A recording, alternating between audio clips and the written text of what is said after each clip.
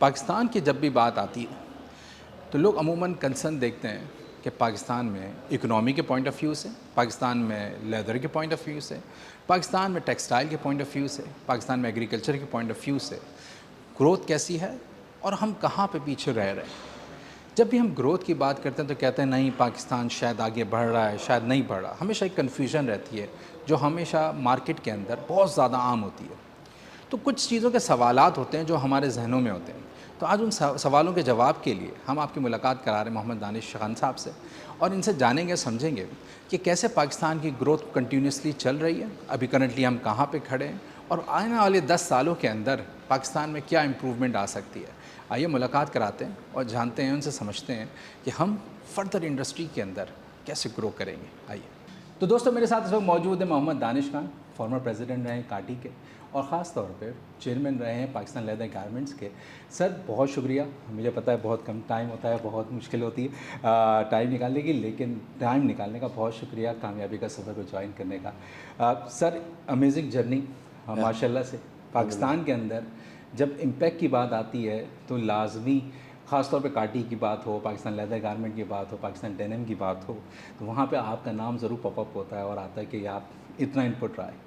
Sir जब शुरू किया था अपनी जर्नी को और जब आगाज़ किया था, जब स्कूल और कॉलेज में पढ़ते थे, तो विजन देखते थे कि हम पाकिस्तान के लिए ऐसा इम्पैक्ट क्रिएट कर रहे होंगे। बिस्मिल्लाहिर्रहमानिर्रहीम। Thank you Mohsin. ये जो इंटरव्यू था काफ़ी ओवरड्यू था, but last year I got sick, I had to go to England. मेरा एक चेकअप था, बड़ी मुझी बीमारी है, बस I don't want to discuss this क्योंकि ये इंटरव्यू किसी और किस्म का है।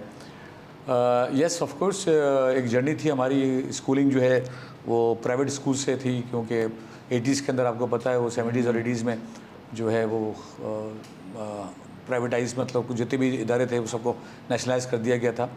तो पेरेंट्स ने ये सोचा था, मदर और फादर ने, स्पेशली माँ ने, कहता कि भाई ये बच्चों को पीले स्कूल में नहीं पढ़ाना है, हमने इनको प्राइवेट और इंग्लिश मीडियम में पढ़ाना है। तो अल्हम्दुलिल्लाह इंग्लिश में I study in English medium school, then went to college.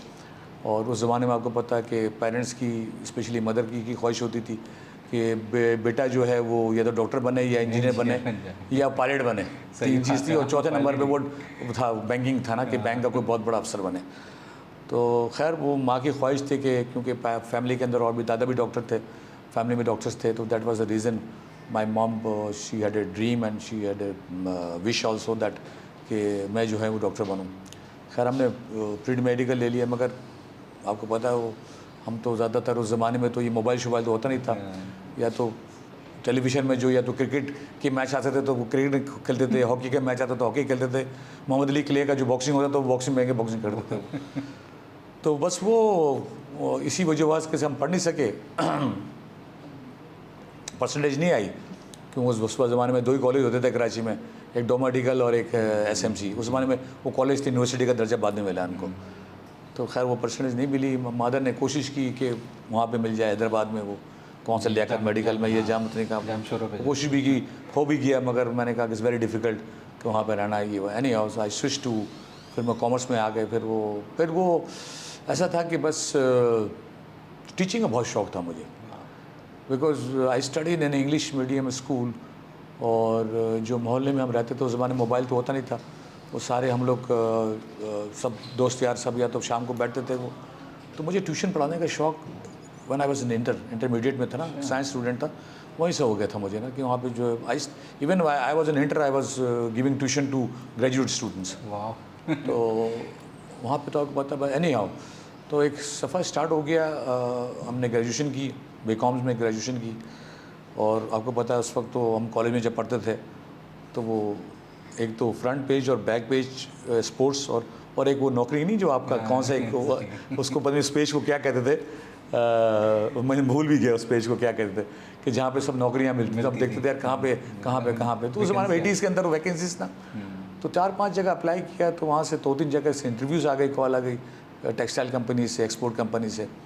तो देन आई सुबह से लेके कॉलेज ख़त्म करने के बाद हम जो है हम ट्यूशन पढ़ाते थे, और ट्यूशन के बाद जो है फिर वो घर आते थे 10-11 बजे। फिर वो जॉब स्टार्ट हो गई, एक जॉब मिल गई। एक एक्सपोर्ट इंडस्ट्री के अंदर बहुत बड़ी जी। उसके my first job was at Deed International, defence में था। वो टेक्सटाइल के बहुत बड़े गारमेंट्स के एक्सपोर्टर थे। I am talking about something around 83, 84, 85। Then I started the job. मैंने इंटरव्यू किया। आई वाज फ्रेश था, मतलब कहते हैं। तो उन्होंने कहा कि आप तो एकदम फ्रेश हैं। मैंने कहा तो आपने कभी ना कभी तो ट्राई तो देनी है किसी को ना। तो अगर आप फिर तो वो इंटरव्यू में बड़ा 1 घंटे का इंटरव्यू हुआ और उन्होंने फिर कहा कि please join us from the first. So then they called me. और इन द मेन टाइम हमने किसी स्कूल में भी दे दिया था, प्राइवेट स्कूल्स के अंदर भी इंटरव्यू दे के आ गया था। अब स्कूल से भी कॉल आनी शुरू हो गई। तब दोस्तों ने कहा कि यार अब स्कूल्स पे तुम टीचर बनोगे और कैसे, मतलब एक बड़ा ट्रिकी सिचुएशन था। Then I had to join that company ना। मैंने कहा यार ये आगे जाके फ्यूचर होगा, कुछ आगे आदमी ये नहीं सोचता था कि मैनेजर हो जाएगा या कुछ हो जाएगा। बस हमने जॉब स्टार्ट कर दी। फिर वहाँ पे फिर इसके इन द मीन टाइम मेरी डैड की बहुत बड़ी कंपनी थी। I never joined my father's company. वरना तो ये होता है कि सबसे पहले बच्चों को he was MD managing director of that company.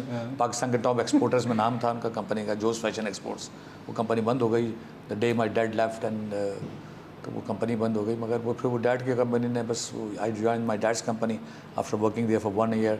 तो वहाँ से फिर मैं एक चमड़े की कंपनी में, मतलब एक इटालियन कंपनी बना था, वहाँ पे स्विच हो गया। तो बस एक चलता रहा, सिलसिला चलता रहा। फिर 90s के अंदर मैंने 91 में अपनी कंपनी स्टार्ट की मैंने। और वो लेदर से मेरा जो है बेसिकली पहले टेक्सटाइल से स्टार्ट किया था, फिर वो लेदर में आ गए। तो लेदर की एक्सपोर्ट स्टार्ट कर दी। Then I travelled the whole world. तो एक जर्नी वहाँ से स्टार्ट हो गई। जब पेरेंट्स फादर से बात होती होगी मेनली, तो वो जब आप खुद अपनी चीज़ शुरू कर रहे होंगे तो दोनों के एक्सपीरियंसेस बड़े इंपॉर्टेंट होंगे। You see my dad was फौजी आदमी थे वो। और वो टाइम के बहुत बड़े वो थे। वो कहते कि टाइम जो है बस कि आने का टाइम है। जब उनकी कंपनी ज्वाइन की थी कि I have to be there 8:45। क्योंकि मैंने देखा था जब मेरी फर्स्ट सैलरी मिली थी तो मेरे 5 मिनट और 10 मिनट जो अकाउंटेंट ने काटे थे। So I went to the accountant. मैंने कहा यार 5 मिनट में जो मैं 7 बजे जाता था, 7:30 बजे जाता था, वो क्यों नहीं लिख रहे थे हम उसको। बोलो गॉट योर डैड। कहता अपने बाप। मैं चला गया। बोलते मेरे डैड ने कहा कि बेटा आने का टाइम है, जाने का कोई टाइम नहीं है। तो मैंने कहा व्हाट इज़ दिस। बोले कि that you have to come at in time. तो बड़ा एक्सपीरियंस होता है, सीखता आदमी। बड़ा रिजेंटमेंट घर में जाकर अम्मा से मैं खाने के टेबल पे कि बेटा ये क्या बने जो है वो पैसे काट लिए और ये वो। खैर वो लर्निंग स्टेज होता। बाद आज हम रियलाइज़ करते हैं कि भाई वो डैड जो था सही थे। फिर वो उन्होंने मुझे 4-5 डिपार्टमेंट्स के अंदर पहले कहा इधर सीखोगे तुम, 6 महीने इधर काम करोगे, 3 महीने इधर काम करोगे। तो वो पोटेंशियल देखा। फिर बाद में उन्होंने मुझे उस जगह पे देखा जहाँ मार्केटिंग था, वहाँ पे जहाँ पे कस्टमर के साथ आपकी जो ना जो आपके जो फॉरेन कस्टमर के साथ आपकी डीलिंग थी। तो जब डैड की कंपनी छोड़ी मैंने और जब दूसरी जगह ज्वाइन किया तो he didn't mind it. But मुझे लेटर ऑन 1 साल बाद कहते हैं वापस आ जाओ। मैंने दैट इज़ नॉट फेयर ना कि मैं एक जगह छोड़ के मैं चला गया हूँ और उस कंपनी में मैं बहुत अच्छी पोजीशन में हूँ।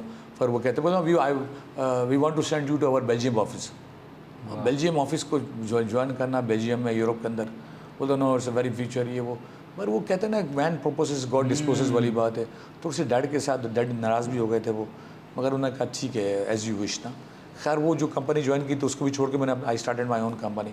तो 90s में मैंने अपनी हाई विस क्रिएशन प्राइवेट लिमिटेड एक कंपनी मैंने लेदर की स्टार्ट की मैंने अपने पार्टनर के साथ। ही डाइट था 93 में, उनकी डेथ हो गई थी। तो अभी उनके भाई मेरे साथ हैं अल्हम्दुलिल्लाह। बस वो जर्नी अभी तक चल रही है। बस वो फिर वो बिज़नेस पॉलिटिक्स में आ गए। मैं 93-94 में पाकिस्तान की बहुत बड़ी एसोसिएशन थी, उसका नाम था पाकिस्तान स्मॉल इंडस्ट्रीज एसोसिएशन। अच्छा। उसको जो उसका मेंबर था, फिर वो हमारे 1400-1500 मेंबर थे। तो वो चैम्बर के टक्कर की एक एसोसिएशन थी।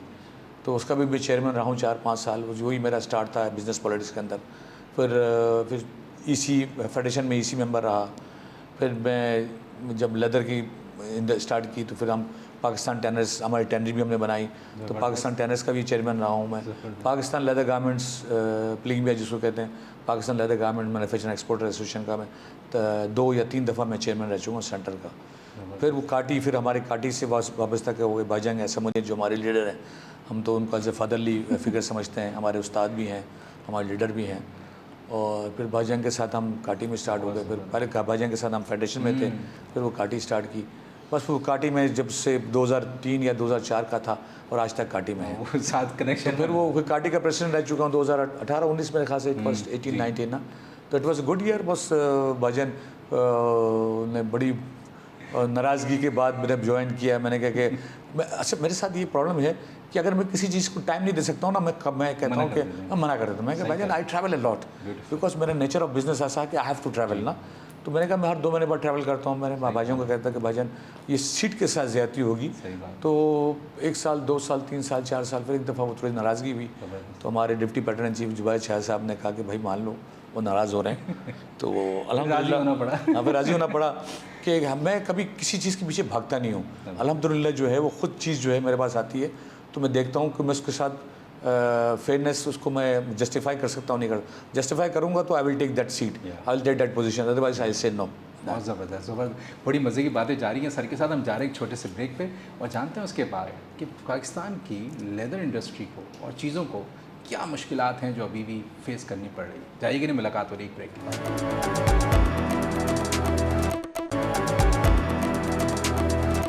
वेलकम बैक टू कामयाबी का सफ़र।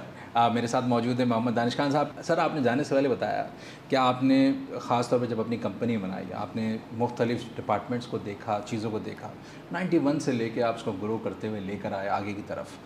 क्या वजह है कि हम टेक्सटाइल में, हम चीज़ों के अंदर, डेवलपमेंट फ़ेज़ के अंदर, ख़ास तौर पे इंडस्ट्री के अंदर हम आज भी हिट लेते हैं, और हालांकि हमने दूसरे ममालिक के बनिस्बत बहुत पहले काम शुरू किया था इस साइड के ऊपर, और फिर हम एग्रीकल्चर कंट्री भी हैं। क्या वजह है कि हम आज भी इसी टाइप पे हिट लेते रहते हैं और हम सफ़र करते हैं? इसकी बहुत सारी वजूहत हैं, ऐसा नहीं है। देखिए जब तक मुल्क के अंदर पॉलिटिकल स्टेबिलिटी नहीं होगी और लॉ एंड ऑर्डर के हालात सही नहीं होंगे। देखिए आजकल अल्हम्दुलिल्लाह लॉ एंड ऑर्डर तो बहुत बेहतर हो गया, और फिर आपको पता अफगान वॉर जो था उसकी वजह से, हम आपको पता है एक पाकिस्तान के अंदर एक ऐसा आया था कि बहुत लंबी स्टोरी है कि क्या हुआ था क्या नहीं हुआ था। हम we don't want to go to the past, but thing is that कि पाकिस्तान आपको पता है कि एग्रो बेस्ड कंट्री है। Pakistan produce the best cotton in the world ना। हम जो है हमारी वैल्यू एडिशन भी आपको पता है, डेनिम जो है Pakistan one of the best, we produce the denim, we produce one of the best leather in the world ना। चीज़ एक जब आपकी पॉलिसी स्टेबल ना हो ना और लॉन्ग टर्म ना हो तो प्रॉब्लम्स वहाँ पे आती हैं, ठीक है ना।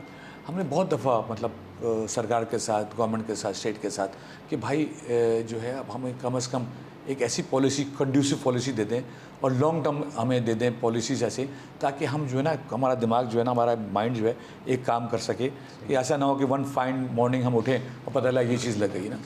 तो इसी वजह से जो है ना पाकिस्तान की एक्सपोर्ट ग्रो नहीं कर रही है। इसी हम रीजन से आउट होते जा रहे हैं। अब देखिए बिजली पे IPPs पे झगड़ा चल रहा है, बिजली इतनी महंगी है, आपके जो है आपका जो इंटरेस्ट रेट है आपको पता है कि कैसे पॉसिबल है कि तो ठीक है 2% जो है वो कम हुआ है, इंटरेस्ट रेट कम हुआ है, अब 17.5 17.5 पे आ गया, पर आप जब उसको कैबर प्लस बैंक को मिलाते हैं तो वो 20-21%, तो 20-21 अभी भी 20% पे या 21% पे काम करना बहुत मुश्किल है, अनलेस और अनटिल ये सिंगल डिजिट पे आ जाएगा। तो अब कर रहे हैं, बस गवर्नमेंट देखें बात कर रही है, इन्फ्लेशन कंट्रोल हो गया है, डॉलर बहुत अच्छा कंट्रोल है, बिजली बहुत महंगी है, हमारे रीजन में बहुत बिजली महंगी है, बिजली सस्ती नहीं होगी, गैस बहुत महंगी है, पानी नहीं है, पानी खरीदना पड़ता है, ये चीज़ें नहीं होंगी। देखिए यूटिलिटीज़ हैं ये सब, ठीक है। आप एक्सपोर्टर को अगर आप ये चीज़ें आप सस्ती नहीं दोगे, आप उसको रीजन के साथ कम्पीट करने नहीं दोगे, तो आपको पता है बांग्लादेश है, वियतनाम है, इंडिया है, बहुत सारे कंट्रीज़ ऐसे हैं जो आपके कॉम्पिटिटर हैं ना ये। तो ये आप देखिए उनकी एक्सपोर्ट देख लें आप और हमारी एक्सपोर्ट देख लें। लेदर की इंडस्ट्री जो है पाकिस्तान की वन ऑफ द, एक ज़माने में तो हम नंबर 2 कहते थे कि टेक्सटाइल के बाद लेदर ही है, मगर अब वो है नंबर 2 पे। अब वो आपका वो राइस का आ गया है, वो भी कॉमोडिटी में है, और आपका फिर IT आ गया, हमको क्रॉस कर दिया है। अभी तक हम एक वक्त में 2012 में शायद हमने पूरी leather industry, when we talk about leather ना, तो ये 5 सेक्टर है इसके अंदर। इसमें फिनिश लेदर की एक्सपोर्ट है, इसकी अलग एसोसिएशन है, लेदर गारमेंट्स है, इसकी अलग एसोसिएशन है, लेदर ग्लव्स है, इसकी अलग एसोसिएशन है, लेदर शूज़ है, इसकी अलग एसोसिएशन, और लेदर प्रोडक्ट्स वो गारमेंट के अंदर ही आता है। तो 4 इसके 5 डिवीज़न है। तो ये अभी भी हमने 1 बिलियन को टच नहीं कर सके हम ना। इसकी बहुत सारे रीज़न्स है, एक तो डिमांड और सप्लाई है, प्लस ये है कि PU जो है ना, ये जो आपको आर्टिफिशियल हम लेदर आता है ना दुनिया में जो है ना, क्योंकि आप इकोनॉमिक कंडीशंस हो गई हैं, चीज़ें इतनी महंगी हो गई। लेदर जैकेट आपको पता है एक वक्त में जो है ना ये लग्जरी, मतलब मैं वो याद है यूनिक, मतलब मैं पेरिस में जब मैं 90s में स्टार्ट किया था यूरोप में ट्रैवल करना, तो मेरे को कस्टमर कहता था कि अगर तुम पेरिस में तुम रोड पे जा रहे हो और कोई बंदा जो है, कोई जो है आदमी जो है या कोई भी XYZ, अगर उसने लेदर की जैकेट पहनी हुई है और किसी के हाथ में जो है वो नहीं, कुछ जो डॉग होता है, जो पपी होता है उसके बैग में, वो समझ लो अमीर की निशानी है मतलब। तो आई वाज सरप्राइज, मैंने कहा ये वो लग्जरी में, अब वो जो है लग्जरी तो ख़त्म हो गई लेदर, अभी भी लग्जरी सारी बात है। अभी भी आप अगर आप फेंडी वेंडी की जैकेट, गुची की जैकेट 4-5 हज़ार डॉलर की आप लेते हो, मगर अब लेदर गारमेंट्स जो है वो अब कमर्शियल में भी आ गया, मतलब ना कि आप देखें, आप दुकान में आप जाएंगे तो $200 की जैकेट मिल जाएगी आपको $150 की जैकेट मिल जाएगी और आपको $10,000 की भी जैकेट मिल जाएगी, ब्रांड्स की बात है ना। तो प्लस PU आ गया। अब PU जो है एक ऐसा है कि वो आर्टिफिशियल लेदर है, वो चाइना ने उसको इतनी जद्दत कर दी इसके अंदर कि आपको लगता भी नहीं है जो लेदर काम करने, जो जैकेट काम, वो भी धोखा खा जाता है। हम भी जाके करीब से देखते हैं, हम जाके फिर इतना ऐसा बना दिया है, हम उसकी वेट से और उसकी प्राइस देखते हैं। जब उसका वेट बहुत लाइट, अगर लाइट बहुत वेट है तो it's not a leather jacket, और उसकी प्राइस देखते हैं, अगर ये 50-55 दुकानें बिक रही है तो it's not a leather jacket. तो वही वजह है कि हम उसमें जिद्दत नहीं ला सकते। जिद्दत तो बहुत ले आए हम। देखिए हम वॉश, आपने वॉश जीन्स का सुना था ना जी, कि जीन्स और डेनिम जो है वॉश होती है, स्टोन वॉश होता है। अब लेदर जैकेट को हम वॉश कर रहे हैं, हम उसको जैकेट में इतनी जिद्दत, फैशन इतना कर दिया, मगर क्या वो डिमांड और सप्लाई है, ठीक है ना। प्राइसेस, इकोनॉमिक कंडीशन, वॉर है यूरोप में, आपको पता रशिया यूक्रेन की वॉर है, फिर आपको पता गाज़ा में जो है वो जो वॉर हो चल रही है। जहाँ पे दुनिया में वॉर होगी ना और जहाँ पे इकोनॉमिक कंडीशन ख़राब होगी, तो वहाँ पे जो है ना वो ज़्यादातर चीज़ें ना वो बेसिक नेसेसिटी क्या है, वो खाने पीने की चीज़ें, वो सैलरी भी नहीं बढ़ी, चीज़ें यूरोप में महंगी हो गई है। तो आदमी सोचता है कि मेरे पास एक लेदर जैकेट है ना, मैं अगले साल खरीदूँगा मैं इसको ना। तो दैट इज़ द रीज़न। मगर ये कि दुनिया की पॉपुलेशन बढ़ रही है, 8.1 वो 8.4 बिलियन की पॉपुलेशन है। मैं समझता हूँ कि बहुत ज़्यादा हमारी एक्सपोर्ट बढ़नी चाहिए थी लेदर गारमेंट की, मगर उस हिसाब से नहीं बढ़ी है। सरकार को हर दफ़ा हम कहते हैं कि भाई आप हमें एक ऐसा पॉलिसी दे दें, हमारी आप बिजली सस्ती कर दें ताकि हम कम्पीट तो कर सकें। अब 6 सेंट, 7 सेंट, 8 सेंट, 9 सेंट अब वहाँ जो है वो हमारे जो पड़ोसी मुल्क में जो उनका, और हमारा जो है 23-24 सेंट है। कैसे पॉसिबल, हम कैसे कम्पीट कर सकते हैं? और 2 दफ़ा आप इलेक्शन के अंदर खड़े हुए, कम्पीट किया। हाँ। हमने इस चीज़ को नोट किया है कि अमूमन जो प्रॉब्लम्स हैं इंडस्ट्री के पॉइंट ऑफ व्यू से देखें, हम ट्रेड के पॉइंट ऑफ व्यू से देखें, या यहाँ पे रहने वाले जितने बिज़नेस करने वाले लोग हैं उनके पॉइंट ऑफ व्यू से देखें, तो वो लोग सब लोग की कुछ कंप्लेंट्स हैं, और वो कंप्लेन काफ़ी पुरानी है, मतलब 20-25 साल से वो रेगुलर चलती आ रही हैं कि वो उनको सिक्योरिटी पॉइंट ऑफ व्यू से एक चैलेंज का हमेशा से सामना रहता है। दूसरे पॉइंट ऑफ व्यू से कि स्टेबिलिटी है, वो पॉइंट ऑफ व्यू से आप क्या समझते हैं कि इनका कंसर्न जो है वो तो काफ़ी अर्से से वैलिड है अभी, तो इस कंसर्न को रिजॉल्व करने के लिए या इसकी चीज़ के लिए एक फेडरल के पॉइंट ऑफ व्यू से या overall provincial point of view से क्या डिसीजंस ऐसे होने चाहिए जो उस पर इम्पैक्ट लेकर आए? देखिए, थिंग इज़ दैट कि लोगों की जारी बात है, you can not satisfy everybody. ठीक है, अगर आपके घर में भी अगर 5 भाई हो ना, या तो वो 5 भाई की वो नहीं मिल सकते। तो इसी तरह से कराची की आबादी देख लें आप ना, 2.5 से 3 करोड़ की है, क्योंकि जो रजिस्टर्ड हैं वो 2 करोड़ 20 या 30 हैं। बाकी तो आपको पता जो हैं, जो बाहर के लोग, जैसे अप कंट्री के लोग हैं, उन्होंने अपना ID कार्ड एड्रेस चेंज नहीं किया। नहीं तो अगर वो ID कार्ड अगर कराची का करते हैं तो वो हम आराम से वो 2 करोड़ 80, 3 करोड़ पे जा सकता है वो। अच्छा, फिर वसाइल की जो है ना प्रॉब्लम है ना, मतलब ये है कि जब आप एक जगह में जब आप इतने सारे लोग हो जाएँ, आप यकीन करें कि यहाँ लॉ एंड ऑर्डर की लोग शिकायत करते हैं, आप यूरोप में नहीं जा सकते। मैं आपको थोड़ी सी अपनी मिसाल दे देता हूँ। मुझे घड़ियों का बड़ा शौक़ है ना, मतलब तो नॉर्मली मैं एक दफ़ा पेरिस में चला गया अपने कस्टमर के पास, तो मैंने सोचा था, मैं नॉर्मली कार्टियर पहनता हूँ, कार्टियर मुझे बहुत शौक़ है कार्टियर घड़ी का ना, तो पहन के जाता था। एक दफ़ा देखा अलमारी में रोलेक्स पड़ी है, मैं कहा रोलेक्स भी पहन के चले जाओ। तो रोलेक्स पहन के मैं घर से यहाँ से निकला, पेरिस गया। तो पेरिस में मैं कस्टमर के ऑफिस में चला गया, तो ही सॉ माई वॉच ना, तो उसने कहा कि Danish, are you wearing a Rolex? मैंने कहा yes, I am wearing a Rolex. बोला take it out and put it in your pocket. तो मैं समझा इज जोकिंग। हाँ, पेरिस, सेंटर पेरिस में उसके ऑफिस में मीटिंग हो रही है मेरी। तो मैंने क्या बात कर रहे हैं आप? उसने, मैंने कहा यार रॉन, उसका नाम रॉन अब्राहम है, कस्टमर है, दोस्त भी है। मैंने कहा रॉन, आर यू जोकिंग? उसने कहा नो, बोले टेक इट आउट। मैंने कहा I am sitting in your office. बोले yes, that is the reason I am telling you, take a Rolex out and put in your pocket. So 2-3 दफ़ा जब उसने कहा ना, तो मैं बड़ा सीरियस हो गया। मैंने कहा व्हाट इज़ द रीज़न? मैंने कहा I normally wear Cartier watch. तुमने कार्टियर पे तो मुझे कभी कुछ नहीं कहा। मैंने कहा कार्टियर इज़ डिज़ाइनर वॉच। तो मैंने कहा व्हाट इज़ द रीज़न? तो दानिश, यहाँ द थिंग इज़ दैट कि रोलेक्स जो है ना, वो आपको चलते हुए छीन लेंगे यहाँ पे पेरिस के अंदर, आपको छीन लेंगे, आपको मेट्रो में छीन लेंगे आपसे। तो मैंने क्यों बोले रोलेक्स हाथ के हाथ बैके जब बिक जाती है, तो सिक्योरिटी के प्रॉब्लम तो वहाँ पे भी है। तो कहते हैं ना पेरिस जैसे जो फर्स्ट वर्ल्ड कंट्री में आता फ्रांस, ठीक है, मैं शाम को आउट सबब में मीटिंग करने जाता हूँ, जब 4 बजे मेरी मीटिंग ख़त्म होती है तो अपने कस्टमर को कहता हूँ please drop me to the station, I will take the train and I will go to my hotel. वो आधे घंटे से ना, उससे कहा no Danish I call an Uber. तो मैंने कहा सनी वेरी सनी ना, इट्स अ डे टाइम। बोले no Danish I won't advise you to go by train. मैंने कहा व्हाट इज़ द रीज़न? बोले शाम को जो है वो शाम को 4 बज रहे हैं, यहाँ से चढ़ेंगे, वो तुम देखेंगे फॉरेनर हो तो मैं लूट लेंगे, या तुम्हारा बैग छीन लेंगे, या तुम्हारे मोबाइल या तुम्हारा पर्स छीन लेंगे।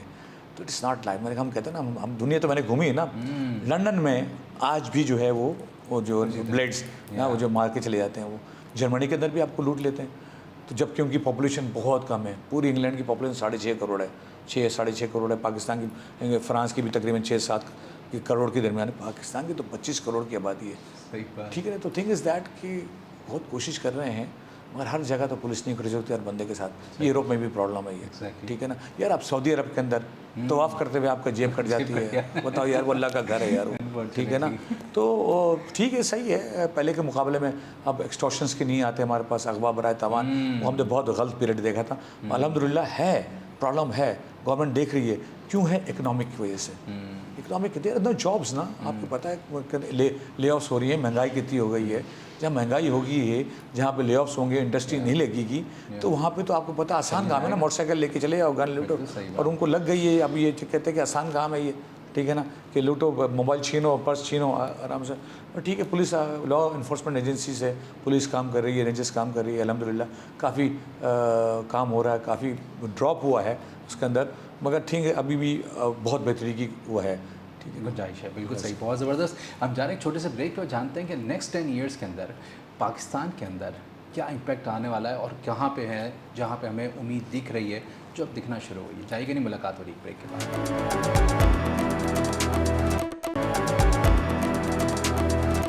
वेलकम बैक टू कामयाबी का सफ़र। मेरे साथ मौजूद है मोहम्मद दानिश खान साहब। सर, पाकिस्तान के अंदर एक बहुत बड़ा चेंज आया पिछले 1-1.5 साल के अंदर, ख़ास तौर पे नई ऑर्गेनाइजेशन बनी है, SIFC बनी है मेनली, और कोशिश हो रही है कि पाकिस्तान की इकनॉमी को बिल्ड किया जाए, कोशिश हो रही है कि स्टेबिलिटी आए। और सबसे पहली बात है कि जो डॉलर वाला मसला था, एक जो मेजर कंसर्न था तमाम इंडस्ट्री के अंदर, कि वो जिस तरीके से फ्लक्चुएशन होती थी 50 रुपीज़ की और वो चीज़ों की, वो स्टेबल हुई है, बहुत सारी चीज़ें अब स्टेबल हो रही। आप नेक्स्ट 10 ईयर्स में कैसे देखते हैं, जो समझते हैं कि यार इन एरियाज़ के अंदर बहुत पॉजिटिविटी दिखेगी और ग्रोथ दिखेगी वहाँ पर? अल्हम्दुलिल्लाह ये तो पिछले 1-2 साल से जो डॉलर को कंट्रोल किया ने, तो बहुत मुश्किल हुआ था। अगर जो आवाज़ आ रही थी 450-500 की आवाज़ आ रही थी ना, तो इसमें अफवाहें भी बहुत है ना, आपको पता सोशल मीडिया का दौर है, ठीक है ना। कुछ लोग खुद कहते हैं कि यार ये अफवाह फैला दो इस तरह से ना। अल्हम्दुलिल्लाह गवर्नमेंट ने, मतलब हमारे जो भी जो है हायरार्की में जो बैठे हुए हैं, जिसमें इस्टेब्लिशमेंट है, इसमें गवर्नमेंट है, तो उन्होंने कंट्रोल किया हुआ है 280 पे ना। आज बैंक का रेट आज भी 278 है। अगर मैं एक्सपोर्ट का डॉक्यूमेंट है, वो गिर रहा है, 10 पैसे 20 पैसे गिर रहा है वो। तो this is a very good sign कि मैं समझता हूँ कि पाकिस्तान की रुपी स्ट्रांग होनी चाहिए, ठीक है। हालांकि बीइंग एन एक्सपोर्टर मुझे दर्द है कि यार डॉलर जो नीचे आ रहा है मुझे, मगर मुझे ऐसे भी मुझे अपने आप को पाकिस्तानी सोचना है पहले ना, ये कि मेरा रुपी स्ट्रांग होगा तो मुल्क बेहतर होगा ना। मतलब आपको पता महंगाई कम होगी, क्यों पाकिस्तान तो इम्पोर्ट बेस्ड कंट्री है ना। आप पल्सेस, आप लेंटिल्स, आप दालें इम्पोर्ट करते हो, अब सबसे बड़ा आपका ऑयल है, ठीक है ना। तो अगर आपकी बहुत सारी चीज़ें, दवाई, आपके रॉ मटेरियल इंपोर्ट करते हैं, तो अगर आपकी इंपोर्ट कम होगी तो अगर आपकी एक्सपोर्ट बढ़ेगी तो डॉलर स्ट्रांग हो जाएगा। एग्रो बेस्ड कंट्री है पाकिस्तान, 4 मौसम बहुत कम मुल्क को मिलता है जी। हम we best produce best cotton, best rice, हमारे वेजिटेबल, फ्रूट एंड वेजिटेबल, इसमें गवर्नमेंट काम कर रही है। हमें एक्सेसिव, हमें एग्रो पे हमें देखिए 3 चीज़ें, एक इंडस्ट्रियलाइजेशन पे देखिए, जॉब्स जो है ना, मैं हर फोरम पे कहता हूँ कि जॉब्स देना सरकार का काम नहीं है, जॉब्स देना इंडस्ट्री का काम है, ठीक है। कहते हैं आप हमें कंडीसिव इंटरेस्ट दो, एटमॉस्फेयर दे दें, आप हमें ऐसी पॉलिसीज़ दे दें कि हम इंडस्ट्री को ग्रो कर सकें। देखिए इंडस्ट्री ग्रो नहीं कर रही है क्योंकि आपकी यूटिलिटीज़ बहुत महंगी है, ठीक है ना। आप आज मेरा बेटा कहता है कि डैड, वो बाहर से पढ़ के आता है और कहता है कोई प्रोजेक्ट लेके आता है, मैं 4-5 करोड़ की ज़मीन कहाँ से खरीद सकता हूँ? आपको पता है ज़मीन कितनी महंगी हो गई है। अगर ज़मीन लेनी है तो आपको कराची से बाहर जाना है, अब कराची से बाहर जाना है, फिर आपको बताओ कम्यूट करना कि 1 घंटा, वो 1.5 घंटा पहले निकले वो, तो बहुत सारी चीज़ें हैं। ट्रेन का सिस्टम नहीं है ना, आपको पता दुनिया में तो ट्रेन का सिस्टम है ना, कि आपको एक शहर से दूसरे, आप यकीन करें कि फ्रांस से लोग स्विट्ज़रलैंड में जॉब करने जाते हैं, ठीक है। दे टेक ए ट्रेन, आधे घंटे की ट्रेन लेते हैं, स्विट्ज़रलैंड में जॉब करके वापस आ जाते हैं शाम को वो ना। तो ये चीज़ें हैं बहुत सारी ऐसी है जो गवर्नमेंट ने बैठ के सोचना है, ठीक है ना, कि आपने जो है एक ऐसी पॉलिसी देनी है बिजनेसमैन को, हाँ, कि वो अपनी इंडस्ट्री को लगा सके। आईटी पे बहुत ज़्यादा काम करना है। इंडिया पड़ोसी मुल्क है तो 200 बिलियन को टच कर रहा है, उसकी आईटी की एक्सपोर्ट जो है वो ऑलमोस्ट 200 बिलियन है ये, उसको लिफ्ट कर रही है, उसको लिफ्ट कर रही है। पाकिस्तान का 2.5-3 बिलियन ना, इसको देखिए आने वाले वक्तों में 2-3 साल में पाकिस्तान को आईटी पे, अब देखिए जगह जगह आईटी इंस्टीट्यूट, ये पाकिस्तान को 10 साल पहले सोचना चाहिए था। सही बात है कि ना, अगर हम अब देखें हर चीज़ तो नहीं है कि जो वो आपका टेक्सटाइल है, लेदर है, कारपेट है और आपका राइस है, हाँ, ये चीज़ें हैं, करनी चाहिए, मगर आपको आईटी में जाना चाहिए। आपके पास चाइना इतना बड़ा बाहर है, आपको पता है। सीपैक अल्हम्दुलिल्लाह कल या परसों उन्होंने सीपैक पार्ट जो है प्रोजेक्ट 2 स्टार्ट किया है। ये सीपैक जो है गेम चेंजर है, पता नहीं क्या वजह है, क्यों नहीं हो रहा है। देखिए सबसे बड़ा, अगर हम एग्रीकल्चर पे काम करें, ठीक है, 3 चीज़ें ले लें कि हम ऑलरेडी तो टेक्सटाइल पे काम हो रहा है, हमको बताएं, हम टेक्सटाइल के क्या कह रहे हैं कि भाई हमें ये चीज़ें सस्ती कर दो, बिजली सस्ती कर दो, गैस सस्ती कर दो, हमें इंफ्रास्ट्रक्चर दे दो अच्छी ना, ठीक है, तो हम ग्रो कर जाएंगे बहुत ना, हम कम्पीट कर सकेंगे ना। इंटरेस्ट रेट कम कर दो, इंटरेस्ट रेट भी बहुत वन ऑफ द फैक्टर नहीं है। ये 3-4 चीज़ें मोटी मोटी सोचते, इंडस्ट्रियलाइजेशन बहुत बढ़ जाएगी। उसके लिए आईटी के लिए कोई बहुत बड़ी इंडस्ट्री की जरूरत नहीं है, एक बिल्डिंग है, हाँ, लड़के बैठे हुए प्रोग्राम्स बना रहे हैं ना, ये इसके लिए कोई बहुत बड़ी इंफ्रास्ट्रक्चर की जरूरत नहीं है। ये आईटी पे बहुत बड़ा काम करना पड़ेगा, गवर्नमेंट को वर फुटिंग पे काम करना पड़ेगा। अब टारगेट देना पड़ेगा 3 से 4 साल में पाकिस्तान को कम से कम 7 से 8 बिलियन, ठीक है ना। टेक्सटाइल की एक्सपोर्ट ऑलरेडी है, आपको पता, हम 30 और 25 के दरमियान है, ठीक है ना। तो आप आईटी मिल जाएगी और एग्रो, हाँ, अगर पाकिस्तान देखिए फार्मिंग स्टार्ट कर दे, अगर आप बताओ, ठीक है ना, आपको दुनिया में अब कॉन्सेप्ट चल रहा है कि हलाल, है ना, ठीक है ना, तो पाकिस्तान हलाल मीट बहुत बड़ा एक्सपोर्टर बन सकता है। हम फूड आइटम में वैल्यूडेशन करें, ठीक है ना, हम टमाटर को एक्सपोर्ट ना कर दें, या टमाटर में बहुत सारी चीज़ें बन सकती हैं टमाटर के साथ। तो जितनी वैल्यूडेशन होगी, जो थाईलैंड कर रहा है, जो इंडोनेशिया कर रहा है, जो चाइना कर रहा है, वैल्यूडेशन करे ना फूड आइटम में। ऐसा नहीं उठा के राइस की बहुत सारी बाई प्रोडक्ट्स हैं, वैल्यूडेशन हो सकती है, ठीक है। वो उसमें फ्लोर में भी हो सकता है, सब्जी में हो सकता है, फ्रूट में हो सकता है। हम फ्रूट्स में, आपको पता है मलेशिया जो है क्या बेच रहा है, आपको पता है, वो क्या कहते हैं, पाइनएप्पल है, आपको बहुत सारी चीज़ें ना जो टीन के अंदर, ऑलिव भी रिसेंटली हम पाकिस्तान ने स्टार्ट कर दिया ना। तो हम एग्रीकल्चर में भी कर सकते हैं, वैल्यूडेशन में जा सकते हैं, ठीक है ना। बहुत है पाकिस्तान को, मैं समझता हूँ आगे 10 साल में ना आपका कम से कम का टारगेट 50 से 60 बिलियन का एक्सपोर्ट हो, और आगे 50 से 60 बिलियन की एक्सपोर्ट होगी, आपकी रेमिटेंस होगी, और आपका इंपोर्ट अगर आपका 50-60 पे रहे, जो अल्हम्दुलिल्लाह 84 से हम 60 पे आ गए हैं। देखिए जब भी तो आपका कंट्रोल्ड है, अगर आपकी इंपोर्ट अगर 80-84 पे होती तो ये डॉलर 350 पे होता ही है।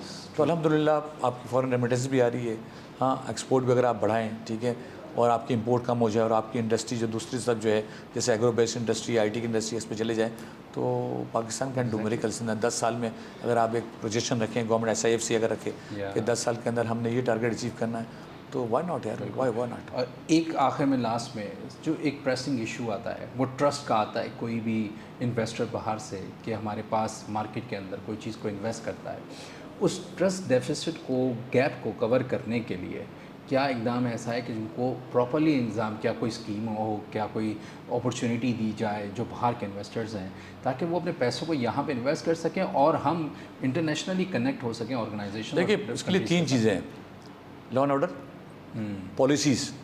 आपकी वो पॉलिसी देनी है कि जो बाहर का इन्वेस्टर वो आके देखेगा ना कि भाई आज आपकी हुकूमत आई है तो आप ये पॉलिसी है, कल दानिश खान की हुकूमत आई तो वो चेंज हो गई। आपको 10 से 15 साल की एक ऐसी पॉलिसी देनी है कि चाहे कोई भी गवर्नमेंट आएगा ये पॉलिसी चेंज नहीं होगी, ठीक है।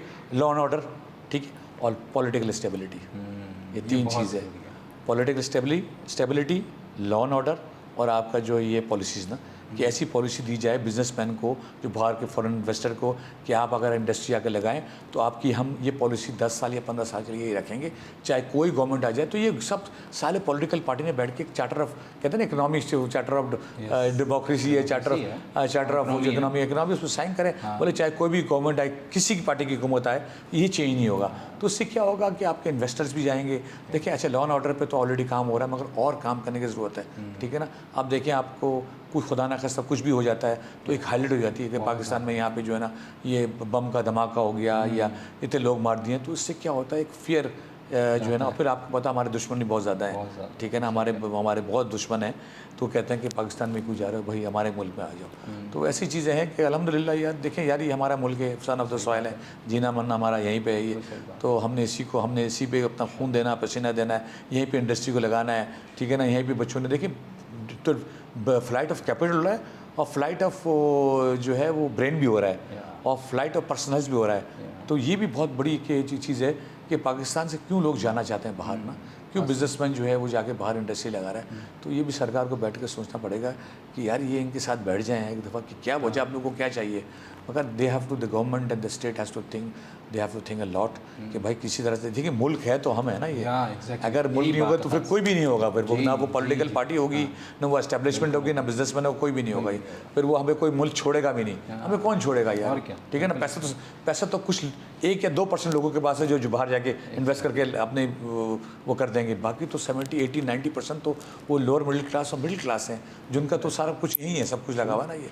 तो ये बस चीज़ें हैं, बस ये है कि दुआ करें कि बेहतरी की तरफ जा रहे हैं, ठीक है ना। तो थोड़ी सी पॉलिटिकल स्टेबिलिटी आ जाए और थोड़ा सा एक ऐसा माहौल हो जाए कंड्यूसिव बिजनेसमैन के लिए, जैसे IPPs की बात चल रही है, इसमें देखें, और इंटरेस्ट की बात चल रही है, और ये यूटिलिटी की बात चल रही है, इंफ्रास्ट्रक्चर में भी बहुत काम करना पड़ेगा। हमें रोड्स बहुत अच्छी चाहिए, हमें सीवरेज लाइन बहुत अच्छी चाहिए, हमें नए और ऐसी इंडस्ट्रियल यूनिट चाहिए, जैसे दाबीजी में खोला है, अभी सुना है कि वहाँ पे औरंगी टाउन में भी एक इंडस्ट्रियल जो है पार्क खोला जा रहा है। इसमें इस तरह से ना, और इन्वेस्टमेंट्स लेके आने, बाहर की इन्वेस्टमेंट्स, बाहर के चाइना बहुत इन्वेस्टमेंट करना चाह रहा है, तो उसके लिए जो है ना पॉलिसीज आपको ऐसी बनानी पड़ेगी, और लॉ एंड ऑर्डर और पॉलिटिकल स्टेबिलिटी चाहिए। एग्जैक्टली बहुत शुक्रिया सर टाइम निकालने का और ज्वाइन करने कामयाबी के सफ़र को।